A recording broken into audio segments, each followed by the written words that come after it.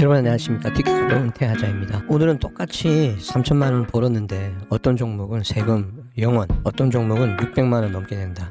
여러분 이 믿기 어려운 현실을 초보자분들도 이해할 수 있도록 아주 쉽게 풀어드리겠습니다. 특히 삼성전자, 엔비디아 그리고 S&P 500 ETF에 투자하시는 분들은 오늘 내용을 들으시면 그래서 세금이 이렇게 나오는구나 완전히 감이 오실 겁니다. 한국 투자라면 반드시 알아야 될 세금 역차별 이야기 지금부터 시작하겠습니다. 먼저 같은 수익인데 세금은 0원에서 1000만원까지. 그럼 이런 차이들이 왜 나오는 걸까요?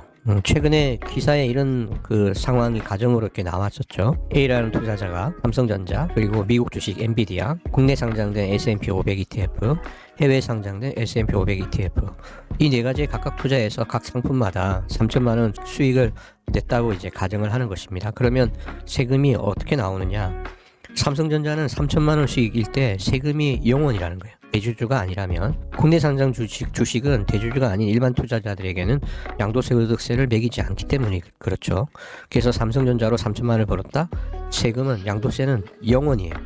다만 이제 사고 팔 때마다 거래세 0.15% 정도만 내는 거죠. 이건 내가 번 수익에 매기는 세금이 아니라 거래 그 자체에 붙는 세금이라서 완전히 성격이 다릅니다. 그래서 국내 주식은 수익에 대해서는 세금을 거의 안 낸다 이렇게 이해하셔도 크게 틀리지가 않는 거예요.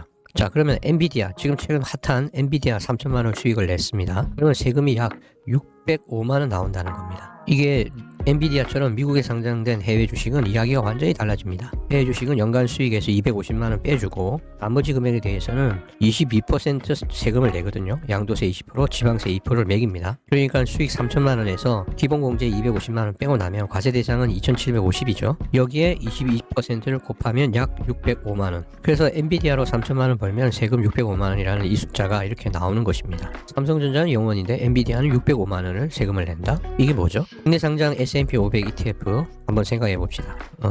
이것은 구조가 좀 달라서 수익이 배당 소득으로 이제 잡히게 됩니다. 그래서 기본적으로 배당 소득은 15.4% 원청 징수고요. 그래서 국세 14%, 지방세 1.4%를 뗍니다. 그리고 3천만 원의 수익이다. 그러면 이제 15.4%면은 약 462만 원이죠. 이게 최소 세금이라는 거예요. 근데 문제는 여기서 끝이 아니고 1년 동안 이자 그리고 배당 소득이 이제 2천만 원을 넘었을 때에 이게 또 다른 소득하고 합쳐져 가지고 그러니까 그 사람이 근로소득이 있거나 사업소득 같은 게 있으면 이게 합쳐져 가지고 이게 합쳐져서 최대 49.5%까지 세금이 나올 수 있다는 겁니다. 그렇게 되면 3천만 원 수익에 대해서 최대 1,485만 원까지 세금이 나올 수도 있다.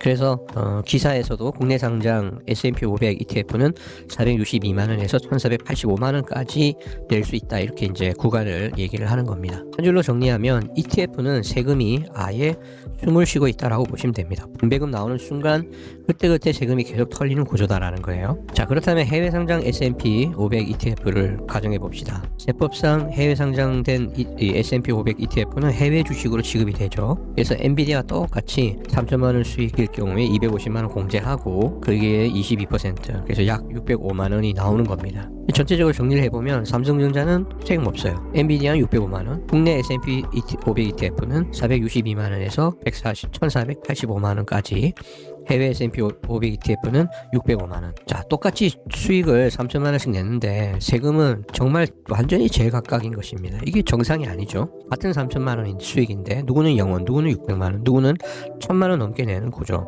이게 지금 한국의 금융세제 현실입니다. 그렇다면 도대체 왜 이런 이상한 구조가 생겼을까요? 여긴 크게 세 가지 이유가 있습니다. 먼저 첫 번째는 우리나라는 국내 상장 주식에만 비과세라는 원칙 때문입니다. 우리나라가 옛날에 주식 투자 좀 장려해보자는 취지로 국내 상장 주식의 양도 차익에는 세금을 안 매기기로 했어요. 물론 대주주는 예외이긴 합니다만은.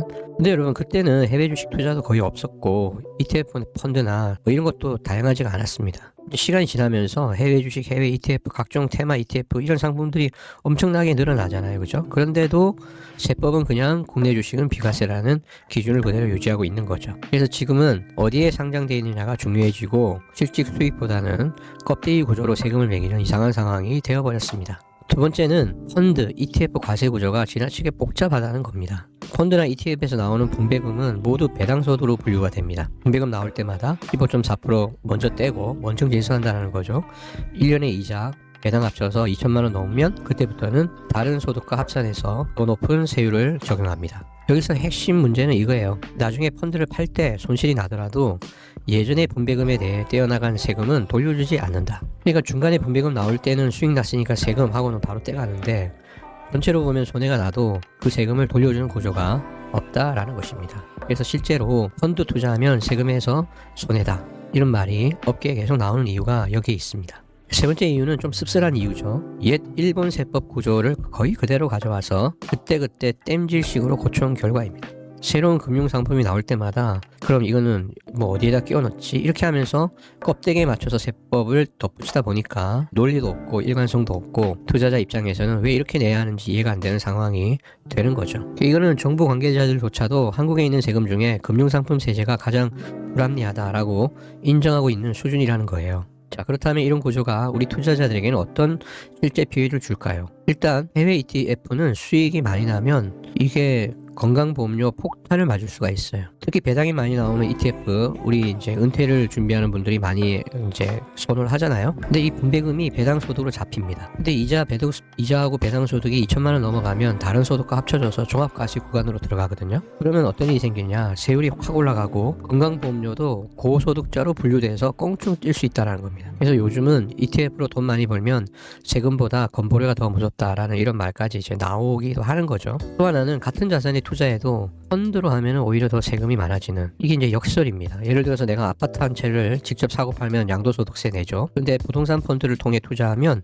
배당소득세, 게다가 배당소득은 종합과세 건보료까지 엮이기 때문에 직접 투자보다 세금이 더 많이 나오는 경우가 흔합니다. 자산은 똑같은 부동산인데 포장만 펀드로 바꿨다는 이유로 세금을 더 많이 내야 하는 이상한 구조가 되어 있는 것이에요. 그래서 초보 투자자가 ETF 접근하기가 너무 어렵다는 겁니다. 원래 ETF라는 것이 여러 종목에 분산 투자되고 개별 종목보다 변동성이 덜하기 때문에 사실상 초보자에게 딱 맞는 상품이거든요. 근데 이거는 배당소득이고 이건 종합과세고 이건 해외주식과세고 이렇게 세법이 뒤죽박죽이다 보니까 초보자들이 듣자마자 머리가 아픈 겁니다. 그래서 결국 잘 모르겠다, 그냥 난 안 할래, 이렇게 되거나 반대로 세금 구조는 전혀 모르고 그냥 좋자더라 해서 따라 들어가는 위험한 투자 행태가 반복되는 것이죠. 자, 그럼 여기서 중요한 질문. 그래서 미국 주식 ETF 투자는 어떻게 생각해야 하느냐? 이게 우리 미국 주식 투자자들한테 중요한 이야기잖아요, 그죠? 핵심은 세 가지입니다. 미국 ETF는 세금 대비 수익률을 항상 계산해야 한다라는 거. 특히 BO, 그다음에 SGHD, 슈드, QQQ, TQQQ 같은 상품들은 단순히 수익률 몇 프로 나왔냐 이것만 보시면 안 되고 반드시 여기 붙는 세금까지 고려하면 실제 내 손에 남는 수익이 얼마나, 이 관점을 가지셔야 한다라는 거.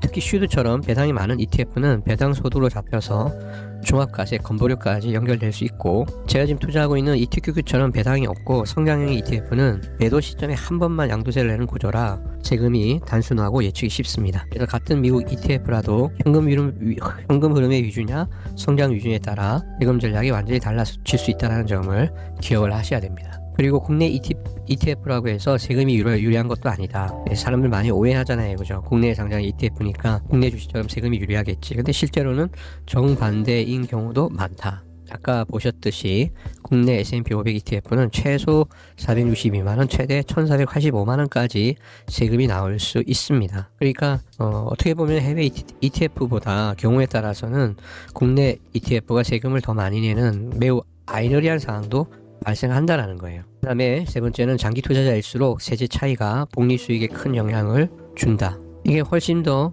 중요한 내용이죠. 1년을 보면은 뭐 이게 이제 해외 ETF 수익에서 22% 양도세, 뭐 국내는 배당소득세, 국내 주식은 양도세가 없기 때문에 뭐 이런 것이 그냥 1, 2년만 본다면 별로 안 커 보일 수 있습니다. 하지만 10년, 20년 누적되면 세후 수익률 차이가 복리로 벌어지면서 결국 수천만 원, 심하면 억 단위까지 차이가 나게 됩니다.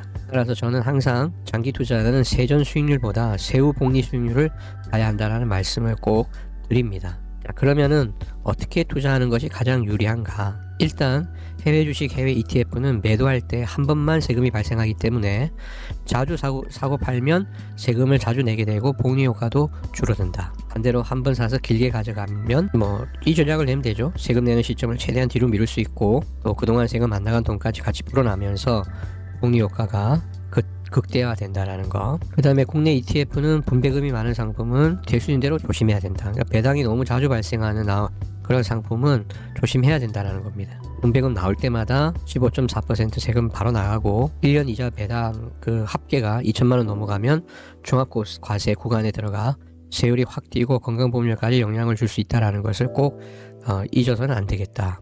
그리고 이제 미국 주식 투자하시는 분들 같은 경우에는 차라리 성장주 위주가 오히려 세금에 효율적이다. 우리 엔비디아 같은 경우에 지금 배당이 거의 없잖아요, 그죠? 성장 위주 종목들이죠. 그래서 이럴 경우가 오히려 건보료나 종합과세 이슈 적고 마지막에 매도할 때 딱 한 번만 양도세 내면 되니까 변동성은 물론 크죠. 리스크 감수를 해야 됩니다만 그래도 세금 관점에서 본다면 성장주가 오히려 효율적인 선택이다라는 겁니다. 그래서 많은 투자자들이 BO 그리고 슈드, TQQQ 조합을 찾는 거죠. 왜 이렇게 BO나 슈드나 TQQQ 얘기를 많이 하냐? 이 세 가지 조합은 단순히 수익률만이 아니라 세금과 구조까지 감안한 조합이기 때문에 그렇습니다. 미국 시장 전체 장기적 안정 성장을 추구하는 BO, 배당 및 퀄리티 있는 기업들, 현금 흐름을 위한 슈드, 기술 성장의 레버리지, 공격적인 자산인 TQQQ 이렇게 나눠서 보면 내 자산 중에서 얼마나 안정적으로, 얼마나 성장적으로, 또 얼마나 현금 위주로 가져갈 건가 이거 비중만 잘 조절하면 정말 좋다라는 거예요. 오늘 영상은 세금 구조를 다 이해하자는데 초점이 있는 것이 아닙니다. 하나만 기억하시면 됩니다. 같은 3천만 원 수익이라도 이렇게 세금이 달라질 수 있다는 거. 그래서 우리는 수익률만 보면 안 되고 세후 기준으로 내 손에 뭐가 남느냐를 항상 같이 보아야 한다. 오늘 영상이 여러분들에게 도움이 되셨다면 구독과 좋아요, 알림 설정 부탁드리고요. 다음 영상에서 더 재밌는, 더 필요한 내용으로 찾아뵙도록 하겠습니다. 감사합니다.